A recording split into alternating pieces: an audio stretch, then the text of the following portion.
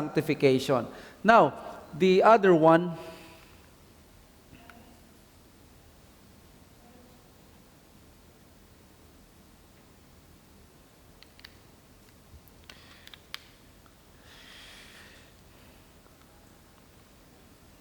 sandali, ayan. With the Catholic empowering yung kanyang sarili at gusto niyang ipakita na she is a loving institution, hinimok niya at tinentice niya yung maraming mga heirs ng Reformation, and they compromised yung view nila sa justification. Nakita natin yung nakakalungkot na compromise nila from the Lutherans, the Anglicans, even the Evangelicals had their own Evangelicals and Catholics together. So therefore, tama itong sabi ni Tom Schreiner that there's always a recurring need for the church to be clear and to fight for justification. So last week we said that the Protestants, we saw yung justification then and now. And then, justification, it was forgotten because the Catholic Church embraced a doctrine of faith plus works. So ito pala yung kanilang paniniwala. Naniniwala sila by faith but not by faith alone. It is by works. So sa atin, thank God, ang justification doctrine, though it was forgotten, but in 1517, leading to that year, ay na-discover itong doctrine ng justification, that the doors of paradise swung open in this one particular person, and the rest, ika nga nila, is history. So the Reformers were already settled that salvation is by grace alone. Kumbaga, settled na sila na dumating yung time na salvation by grace alone ang faith, ang kaligtasan biyaya lamang ng Diyos. So therefore, hindi sila maliligtas sa pamamagitan ng anumang bagay na wala ang biyaya ng Diyos. Now, the question then ay kung ang ground or yung root is grace, ang question na challenge nila, paano naman sinisend o pinapadaan ng Diyos yung ganitong biyaya? In other words, what is the means? Paano ipinapadala ng Diyos ang kaligtasan? Ang question yan, of course, if you would use that simple question sa mga tao, ang kinalalabasan niya na question is that, how may a person receive salvation? In other words, how can he be right with God? At ito ang pag-aralan at eksakto doon sa pangyayari sa buhay ng isang monk na si Martin Luther. This was exactly the question that spawned the Reformation. And a German monk struggled to find the answer to this issue with his troubled conscience, which drove him to the brink of despair. So itong si Martin Luther, he carries yung medieval concept ng tao pagdating sa Diyos, pagdating sa kasalanan, that God is so angry with sin. So tama naman na yun ang kanyang pananaw at yun ang tinuturo ng Biblia, pero nag-result ito ng tortured conscience kay Martin Luther, pero ito ang nag-lead sa kanya sa paradise. And from childhood, he had that medieval concept of sin, that God is angry towards sinners. Now, this is a biblical concept, pero ang problema ay paano mawawala yung anger ng Diyos. Sa mga Catholics noon, aalis mo yung anger ng Diyos sa pamamagitan ng paggawa ng mabuti, para mo siyang sinusuhulan, para matuwa siya. So si Martin Luther, naintindihan niya yung holiness ng Diyos na hindi mo pwedeng suhulan ng Diyos ng ganon. Kaya doon sa panahon na yon, nung siya ay monk pa lang, there was this instance, yung kanyang superior, si Johann van Staupitz, na habang nangungumpisal siya, inabot siya ng ilang oras dahil nga sa pangungumpisal niya, hindi matapos-tapos yung kanyang awareness sa kanyang kasalanan, knowing that God is holy. Ito sa book nga ni R.C. Sproul na holiness, kinuwento niya yung insanity ni Luther. Insanity na tinawag niya because he understood well yung doctrine ng holiness ng Diyos. At kung holy nga ang Diyos, ibig sabihin galit siya sa kasalanan, galit siya sa mga tao. Kaya nung tinanong niya, nung si Johann von Staupitz, si Luther, bakit ka galit? Hindi mo ba mahal ang Diyos? I do not love Him. I hate Him. Sabi niya, paano hindi ko kamumuhian? Siya ay banal, tayo'y makasalanan. Paano natin magagawa ang mga bagay na ito? We will only be condemned because we are sinners. And therefore, itong si Luther, naintindihan niya yung doktrina ng kasalanan, yung doktrina ng kabanalan ng Diyos. So, ang issue dito ay hindi yung ang Diyos, galit siya sa makasalanan. Everyone knows about that. But the problem is, paano siniseryoso ng mga tao yung ganong pananaw na ang mga tao, they think na siya ay mawawalan ng pagkamuhi sa mga tao kung they will just do the penance, they will just give indulgence or buy indulgences, they would just go to the saints. So therefore, para sa kanila yun ang solusyon. But Martin Luther knew this cannot work. The relics will not work because God is holy and man is sinful. So, yung ibig sabihin dito, ang means paano mapapatawad ang tao to be right with God, hindi pinatos ni Luther yon. And thankfully, dumating siya. He stumbled upon this Romans 1:17. Because as a monk, he diligently kept a body-punishing discipline in hope to achieve right standing before God, which is typical sa medieval times noon, pero there was a time na nakita niya walang patutunguhan nito. Hanggang sa nag-stumble siya sa Romans 1:17, and he realized that the word righteousness there, that does not mean the intrinsic righteousness of God, but the righteousness that God freely gives to sinners. So in other words, yung righteousness pala na yon, hindi yun yung righteousness na typical na pangunawa ng mga Katoliko noon. Pag binasa mo ang Romans 1:17, yung righteousness of God, ang isip mo ito yung righteousness ng kanyang attribute, ito yung righteousness ng kanyang pagka-Diyos. Pero sabi ni Luther, hindi yun ang righteousness ng kanyang pagka-Diyos, kundi ito yung righteousness na pinamimigay niya. Binibigay niya doon sa mga tao para sila ay maging right before Him. So in other words, nakakita si Luther dito ng solusyon that never na nakita ng mga ibang mga pari. So sa Romans 1:17, for in it the righteousness of God is revealed from faith for faith. So imbes na yung righteousness ng Diyos na matuwid ako, makasalanan kayo, papadala ko kayo sa impyerno, pero sabi niya, ito palang righteousness na ito yung righteousness na binibigay niya doon sa mga may pananampalataya because the righteous shall live by faith. Kinuwento ito ni Luther doon sa kanyang works. Sabi niya, there I began to understand that the righteousness of God is that by which the righteous live by gift of God, namely by faith. And this is the meaning. The righteousness of God is revealed by the gospel, namely the passive righteousness with which merciful God justifies us by faith, as it is written, he who through faith is righteous shall live. So, naintindihan niya na ang meaning pala is that the righteousness of God is revealed by the gospel.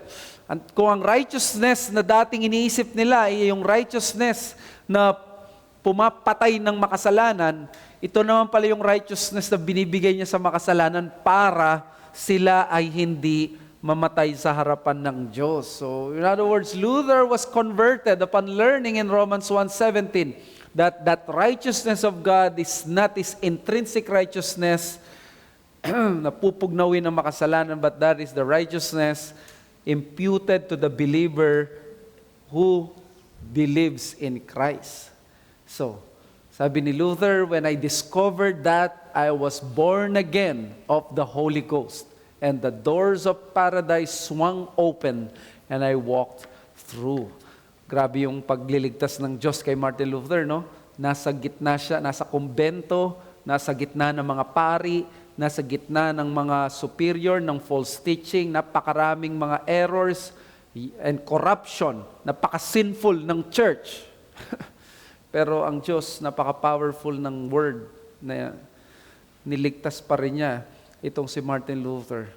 Kaya totoo, no, na powerful ang word na kahit nasa isang organisasyon, institusyon, sa iglesia na punong-puno ng error, punong-puno ng corruption, punong-puno ng mga maling mga bagay na nangyayari, but if there is the word of God, pwede ito na gamitin ng Diyos para maligtas ang mga tao, para ipakita niya yung kanyang wonders. So the doctrine of justification was rediscovered by a man who had understood first the law and holiness of God more accurately. So ito yung rediscovery. Now, i-explain natin ngayon. Ano ba nangyari? Bakit nasabi natin na na-discover nila? Well, na-discover nila and it became the doctrine of the sola fide of the Reformation. Faith alone. Tatlo ito eh. Titingnan natin yung justification and its relationship to righteousness. Yun lang ang makikover natin ngayon. Lord willing, next week makakover natin yung next two, which is justification and its connection to faith. And then thirdly, justification and its connection to sanctification. So, kailangan maintindihan natin yung relationship ng justification sa tatlong mga concepts na ito. Righteousness, faith, and sanctification. Ano ba ang connection at relationship ng justification at righteousness? Tignan natin, justification and righteousness. Well, ang issue dito ay yung word na justify. Bakit nasabi natin na rediscover ng Reformation ang salitang justification? Because alam natin for 1,000 years, gamit ng Katoliko ang Bible ni Jerome. Ang pangalan ay Latin Vulgate. At tinranslate ni Jerome ang word na dikaioo as justificare. Ang justificare, ang ibig sabihin ng justificare is to make one righteous morally. So in other words, magiging subjective yung kanyang pagiging justified. Kung tunay siyang matuwid, magiging matuwid siya literally. So kumbaga, kino-confuse yung justification at sanctification. Pero si Luther at yung mga reformers, nakita nila that the word dikaioo in New Testament Greek, it doesn't mean to make one righteous morally. It simply means to declare one as righteous. In other words, dinideklara siya na walang sala. Hindi siya ginagawang inosente talaga internally, na kung paanong ang tao, siya ang pumatay, parang biglang hindi na siya yung pumatay. Ang justification pala dikaioo is siya pa rin yung pumatay pero dineclare siya na walang sala dahil may kumuha ng kanyang kasalanan. Mayroong nagbayad ng kanyang kasalanan pero siya pa rin ang gumawa. Kaya declaration pala ito. Medieval Catholicism embraced the Latin Vulgate translation of Paul as translation of Paul's justificare to make one righteous morally.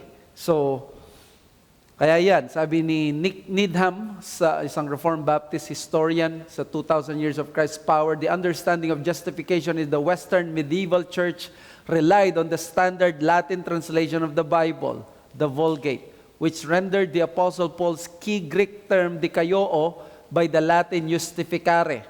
And from this sprang the difficulty. Western theologians understood or misunderstood, as Melanchthon believed, the Latin term justificare as meaning to make righteous in the sense of moral transformation, the process by which a sinner is changed spiritually in his soul into a just, holy, godly person. So, sa Catholic, ang justification sa kanila is maging godly ka. Kaya nga, confuse nila yung justification to sanctification. Kaya ito yung titingnan natin. Ano ba yung medieval debate? Is the righteousness of God activity or status? Kasi sa Catholic Church, it is an activity. Kumbaga, pagiging righteous ng Diyos, ito ay yung morally righteous ka. So sabi ni John Stott sa The Message of Romans, the meaning of the expression dikaiosune theou, or the righteousness of God. Yun yung Romans 1:17 kanina. For in it, the righteousness of God is revealed from faith to faith. Ano ba itong word na righteousness of God na ito? Dikaiosune theou. that is of or from God? Is it righteousness of God or righteousness from God? Kasi kapag sinabing righteousness of God, ito yung katuwiran ng Diyos na nasa Kanya. Pag sinabi mong righteousness from God, ito yung righteousness na galing sa Diyos pero pwede niyang pamigay. So yun yung issue dito. Ano ba sa Greek talaga ang tamang English translation ng original Greek? So, the dikaiosune theou has been discussed throughout church history and has in consequence attracted an enormous, even unmanageable literature. It is not easy to summarize, let alone to systematize the debate. So, matindi pala ito. Mahirap pag-aralan, mahirap isettle. Kaya may tatlong posisyon. Position number 1, itong dikaiosune theou is a divine attribute ng Diyos. Ito yung sinasabi natin kanina na typical medieval concept, which is, this is that when the Bible says yung righteousness of God, it says, ito yung attribute ng Diyos na siya ay righteous. So it describes the righteousness of God's character o kaya yung God's justice or yung kanyang rectitude. This is the justitia distributiva. So ito ay yung pagiging matuwid ng Diyos na kapag tiningnan mo siya, lilitaw na ikaw ay hindi matuwid, hindi ka maliligtas, makokondemn ka lang sa impyerno. And this is it was widely spread in the early church with the popular meaning of dikaiosune and its Latin equivalent which is moral. So, ang righteousness of God pala is kabanalan ng Diyos, katwiran ng Diyos. Kaya ngayon, kung ito ay i-apply sa believer, kailangan maging righteous ka, ay kailangan maging katulad ka ng Diyos, maging banal ka, maging matuwid ka. At paano mo magagawa yan? Through moral change. So, kailangan mabago yung morality mo. And some contemporary scholars assign chapter 3, verse 5, 25 to 26, nang sabi nila doon is, that is to demonstrate yung kanyang justice. So, ang righteousness ng Diyos na ito, nandyan para i-demonstrate ang kanyang justice. But, this is the point.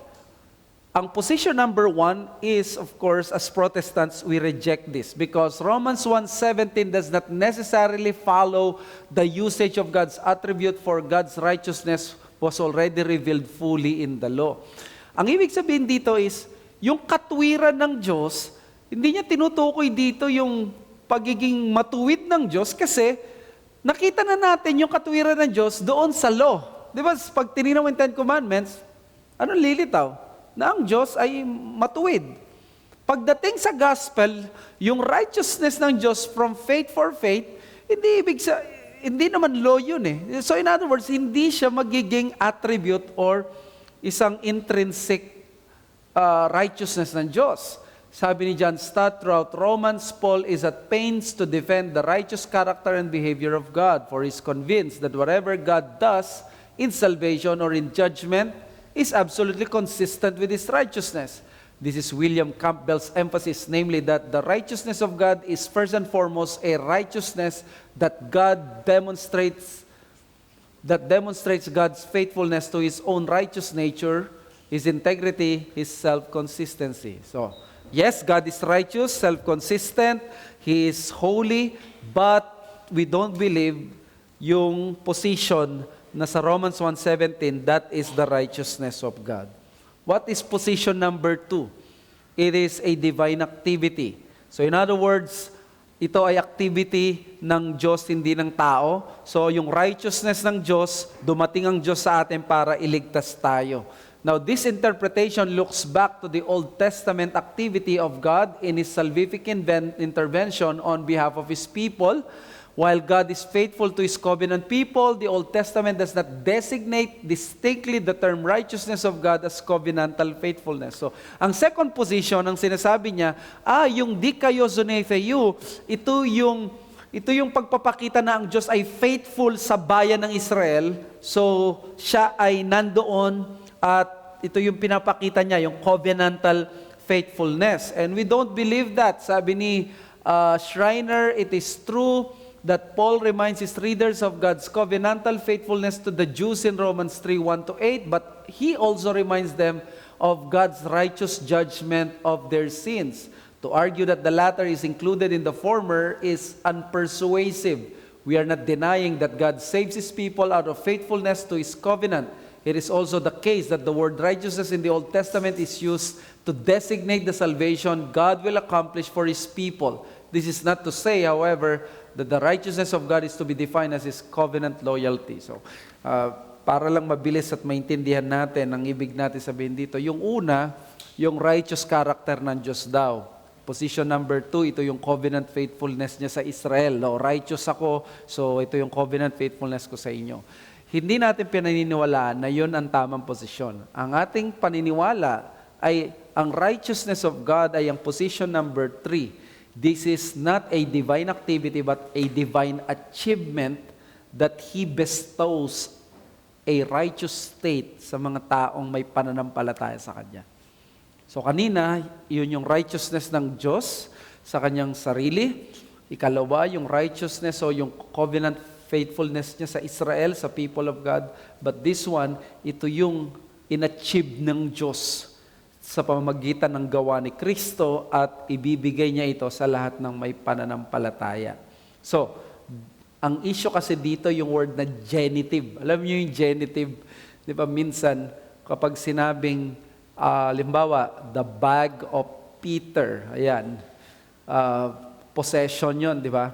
Pwedeng the bag from Peter, nagkakaroon ng pagkakaiba yon. So, the issue here is, yung genitive ba is understood as subjective. Pag sinabing subjective is, ito yung katwiran ng Diyos, righteousness, which is, ito yung internal subjective righteousness ng Diyos, na siya ay matuwid, siya ay banal, kapag genitive subjective.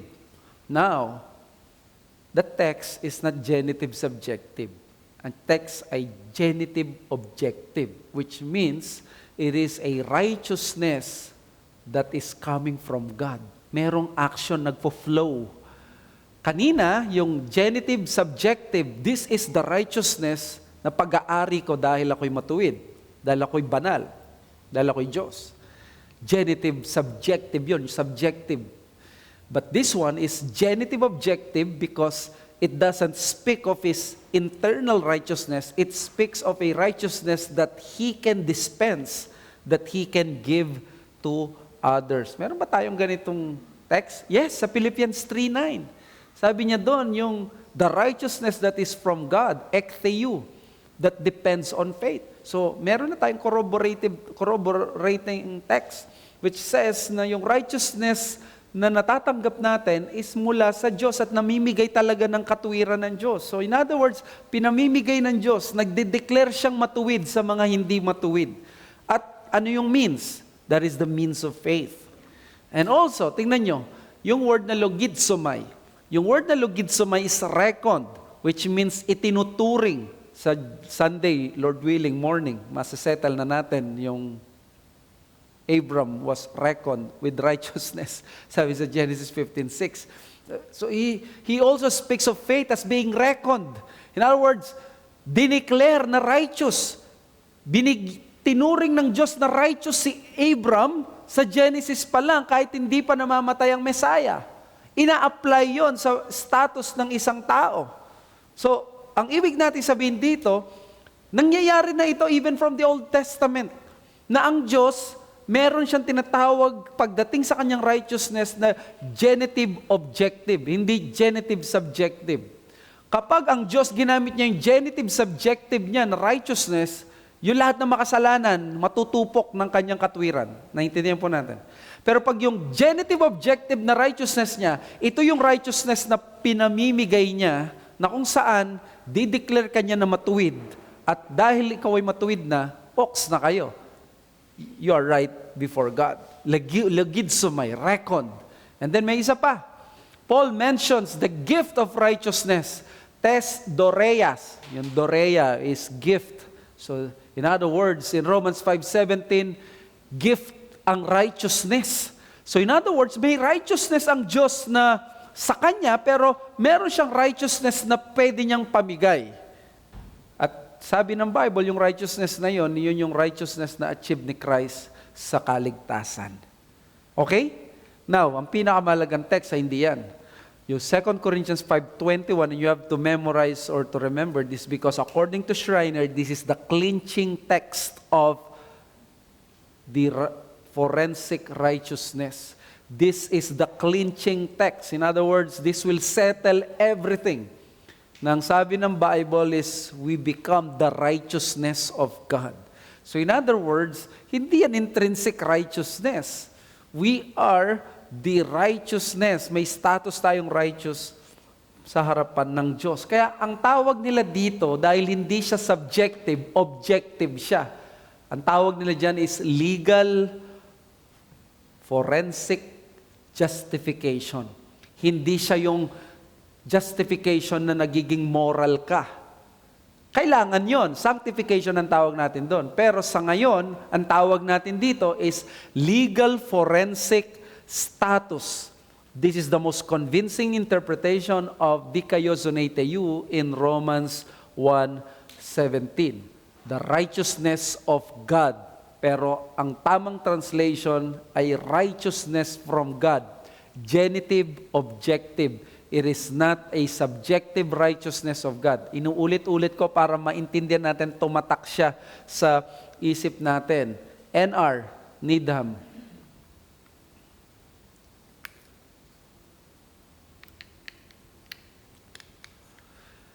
Sabi ni N, it was Melanchthon actually who helped Martin Luther to see the New Testament justification as pronouncement of a judge. Tingnan nyo, kahit si Luther, hindi niya naiintindihan nung una. Kasi nga, babad sila sa medieval concept nga, na tinulungan siya ni Melanchthon, nakita ni Melanchthon, yung palang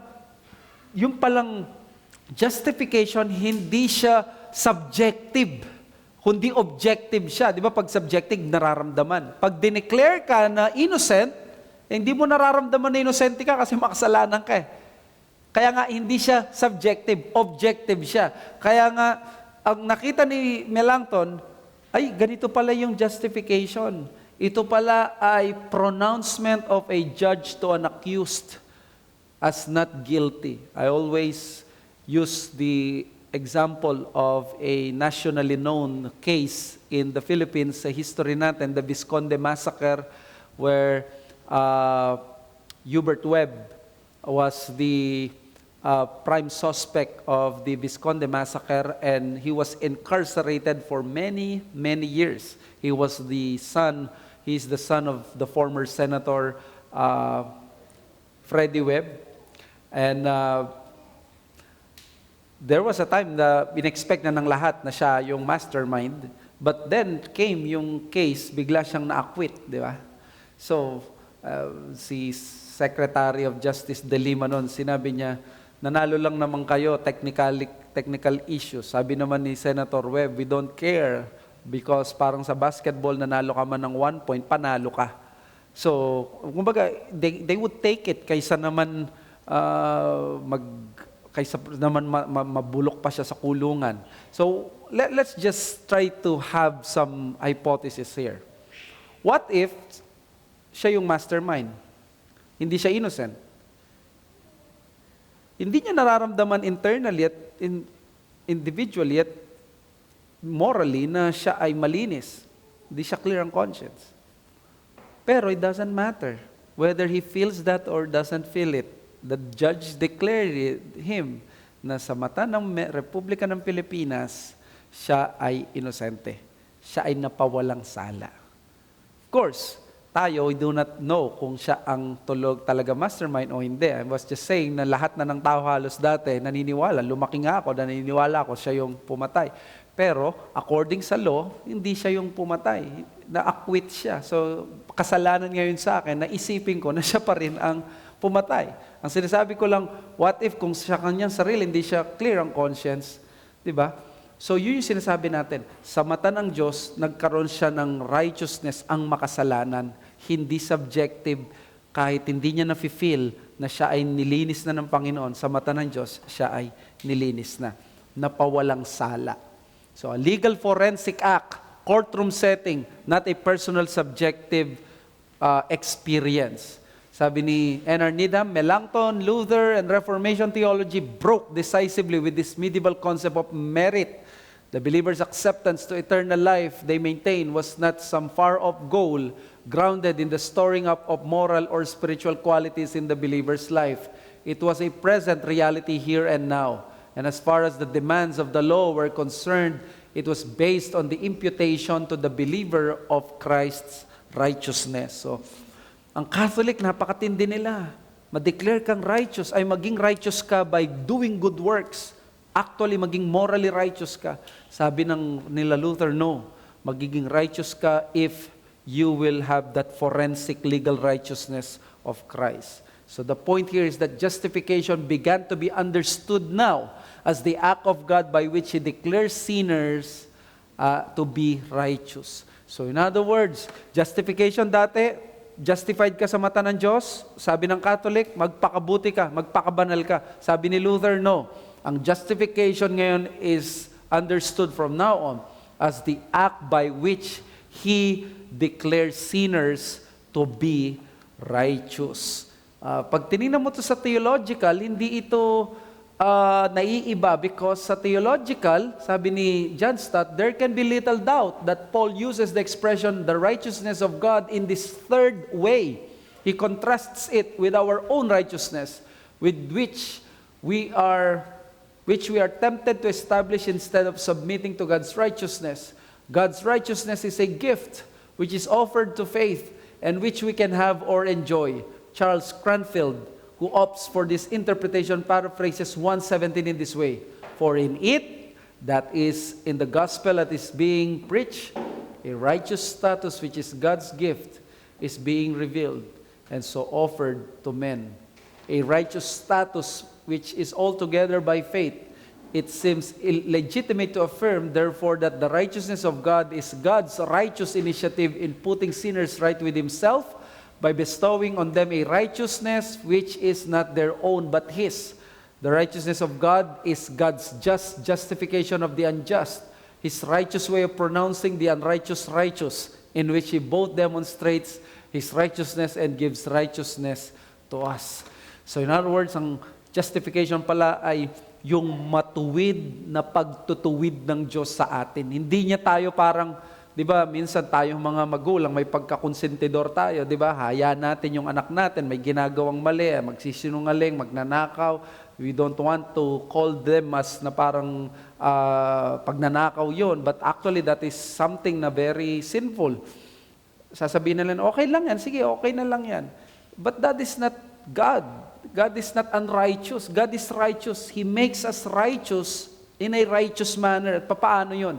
May nag-substitute sa atin, may kumuha ng ating kasalanan, may nagbayad para sa ating kasalanan, at even to the last mite, talagang pinarusahan ng Diyos ang ating kasalanan. So kapag ikaw, may pangako ang Diyos sa iyo ng kaligtasan dahil kay Kristo Jesus, huwag mong isipin na ikaw sinampalatayanan mo ang Panginoon at naging okay ka na naligtas. Parang kinalimutan lang ito ng Diyos. Actually, hindi niya kinalimutan. Napasa lang sa iba. May nagbayad to the last mite ng kasalanan mo. And that's what makes salvation so glorious sa katotohanan ng Biblia. And even the Old Testament background, the modern usage of righteousness and both secular and religious is subjective, di ba? Ikaw ba? Righteous ka ba? Nobody's perfect. Nobody's righteous. Di ba? Subjective lagi. Moral attribute siya.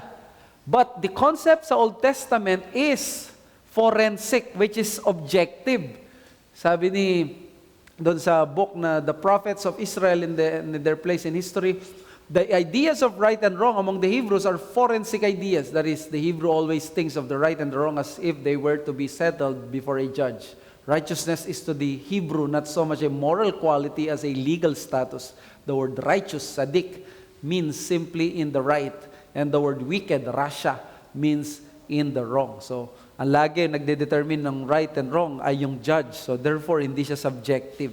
Diba? So, let me conclude meron pa pala si F.F. Bruce doon sa kanyang Tyndale commentary. God is Himself righteous, and those men and women are righteous who are in the right in relation to God and His law.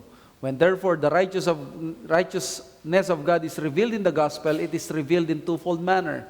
The gospel tells us first how men and women, sinners as they are, can come to be in the right with God. And the second, how God's personal righteousness is vindicated in the very act of declaring sinful men and women righteous. So hindi siya naging unrighteous sa pag-righteous niya sa atin. Yun ang sabi ni F.F. Bruce. Talagang nag-operate ang Diyos sa tamang paraan so that He became the just and the justifier of those who save us. So in other words, kung ganito pala, no?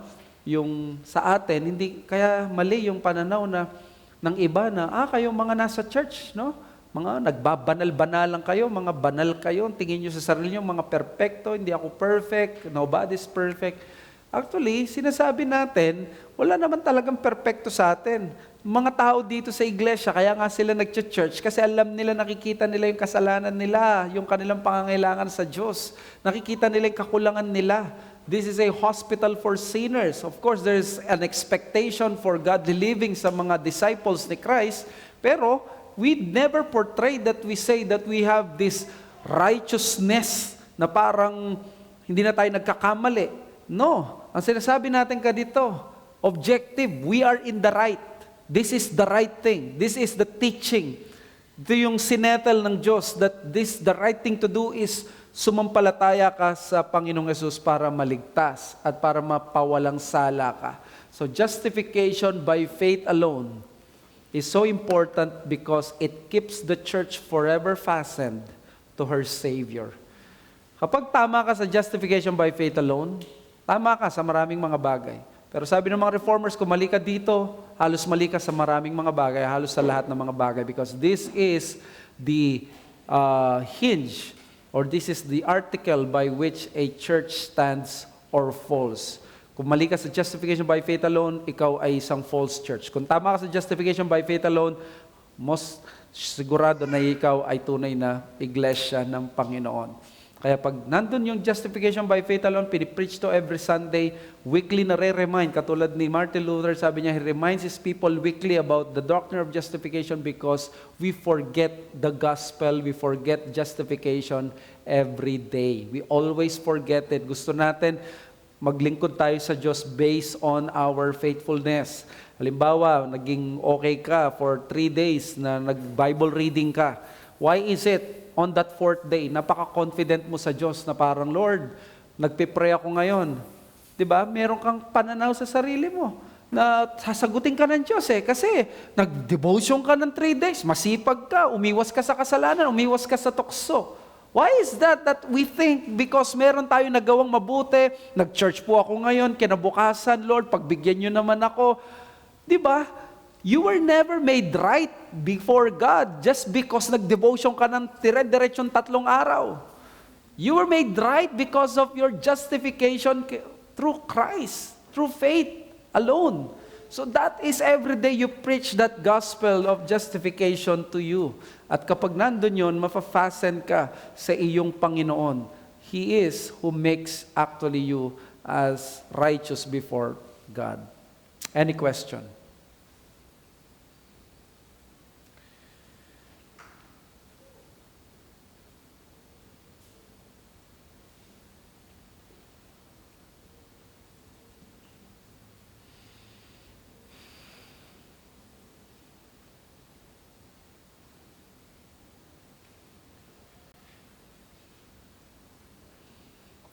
Do you have some questions sa mga members namin dito?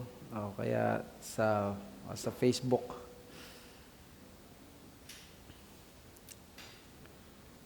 Sabi ni Exert Emina, as I read the Catholic Catechism, it was stated there that Roman Catholic don't believe in salvation by works, but they do believe in salvation by faith. However, they do anathematize if you believe you are saved by faith alone. Basically, Roman Catholic believes people are justified by faith, but you need to keep participating. Some are one-time event on the 7 sacraments to stay justified or righteous or to foster to living faith before God. Example for this is baptism. And having said that, tama yung sinabi mo, kapatid, Anong ibig sabihin nun? Ang ibig sabihin nun, ang Catholic Church is to make you righteous morally. Kaya ka kailangan magpabaptize because righteousness is conferred through baptism, sabi ng Catechism of the Catholic Church. Yun yung kinontra ni Martin Luther. Yung Mark 16:16, whoever believes and is baptized will be saved, but whoever does not believe will be condemned. Because in the Bible, those Christians, those who are truly saved, are also called the baptized people. It is almost always parang kadikit na ng kaligtasan na it is always expected ng sino mang naligtas ay mababaptize. So therefore, it is not wrong to say that the baptized are the true Christians. The baptized are the believers because that is a term na ginagamit sa mga disciples ng Panginoon. Diba? So, malinaw naman dyan na hindi niya binanggit yung baptism kapag nadam ka. So, hindi siya ganong ka-parallel consistently, which only speaks that baptism is not actually essential sa actual salvation, but it is a term that is used interchangeably sa mga taong tinatawag na ligtas, Kristiyano. That is, of course, if you believe on the longer ending of Mark. Daniel Pilarta, hi Pastor, how do you differentiate the term imputed righteousness with the term declared to be righteous? Ayun po, yung imputed, it's almost the same, na yung righteousness ni Christ and na-impute sa'yo, it is given to you, or it is sa yung katwiran ni Kristo na na-fulfill niya yung law sa mata ng Diyos, napunta yun sa record mo. It is still objective. Yung personal natin na righteousness na ginagawa, yan, nasa-sanctify tayo ng Holy Spirit. That is sanctification. Kaya nga may definitive sanctification, di ba, na once and for all, we were considered holy. So, na-impute sa atin kung paano na-impute yung kasalanan ni Adan. So, nagkaroon ngayon ng principle sa atin ng holiness because of that, by the virtue of our union with Christ.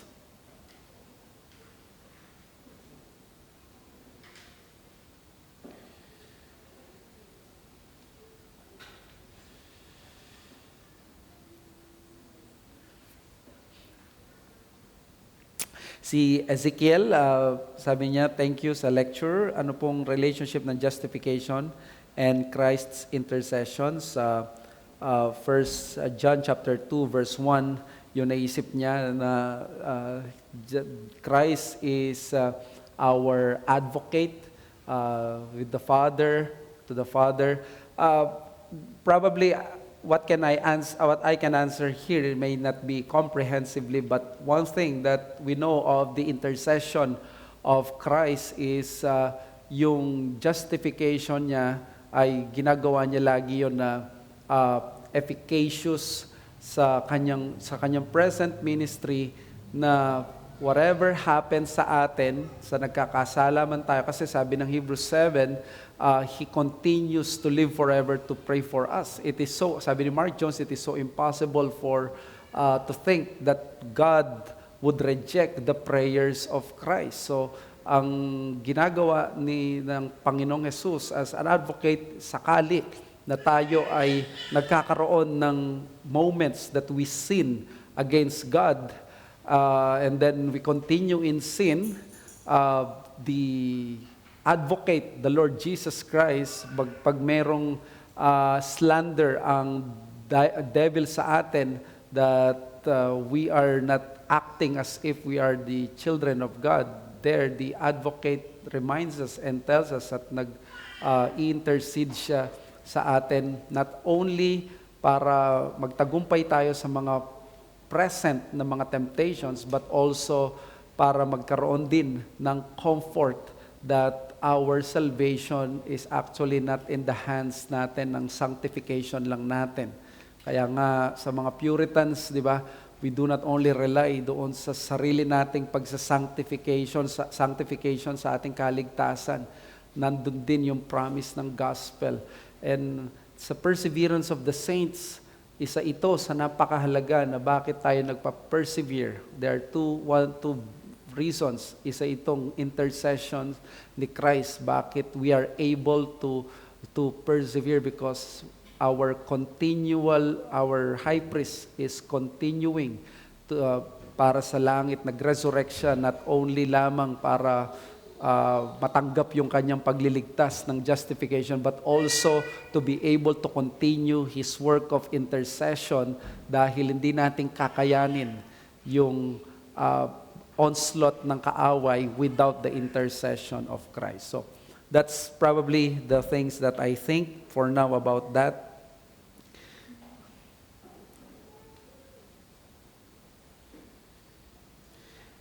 Ralph Dumagpi, so it appears, Pastor, that righteousness is foreign to that believer since it is outside of him. Yes, foreign. That's what they call the alien righteousness, hindi galing sa sarili natin.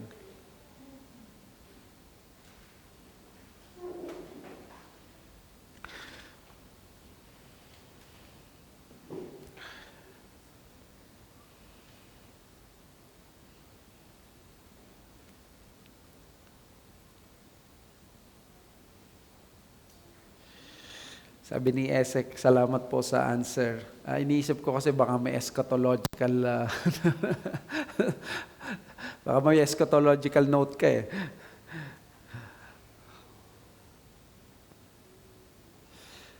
Batiin natin ang nanonood si Alvin Goson, who is right now nasa glorious honeymoon somewhere in Palawan.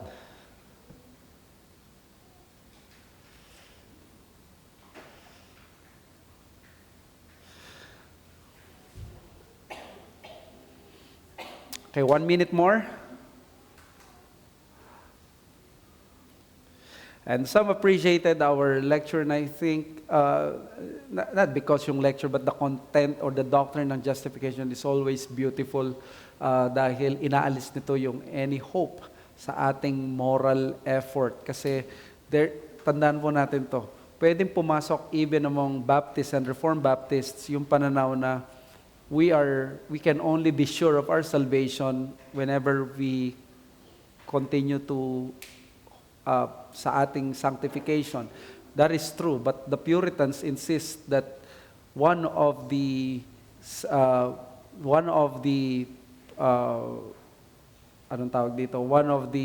assurances of our salvation is actually the promise of the gospel. There are times kung lagi mo lang isipin hanggang saan ako magpapakabanal para malaman ko na talagang justification by faith alone is a faith that is not alone. Yes, may content, tama naman yon, pero hanggang saan ako kukuha ng ganitong standard ko, di ba? We will always be, we will always struggle. We will always think, paano ko to ma-reach yung ganitong in-expect sa akin. But then again, sa mga Puritans, napakaraming nag-struggle sa kanila sa sanctification to the point that some committed, sorry for the word, but they committed suicide because of this, because they want to be holy. But you see, ang kaligtasan natin, it has the promise of the gospel. When the gospel proclaims that we are justified, made right, declared righteous, if you believe the faith, if you by faith believe that promise, probably yung faith mo mahina, but that gospel promise is always strong. Yun yung nagliligtas sa atin. So, kaya napakahalaga ng ganitong lesson. Shall we pray? Father, we thank you sa aming natutunan. We thank you sa reality that we are justified by faith alone. Nawa sa pag-aaral namin lumalim lalo ang pag-unawa namin dito sa justification. And even next week when we study yung relationship ng justification and the word pisteos or pistos, faith, and also sanctification, mas maging lilinaw sa amin ang meaning and significance and definition ng justification. Thank you, Lord, na nakasalalay sa krus ninyo, sa ginawa ninyo ang aming kaligtasan. Bagamat may bunga ito ng kabanalan, this is not only the only assurance that we have. We have the promise of the gospel. We have the triune God securing our salvation, the keeping of the Father, the present intercession of the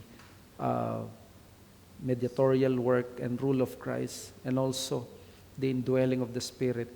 We have the most secure salvation. We have the most secure thing on earth. We praise you, Lord. We ask this in Jesus' name. Amen.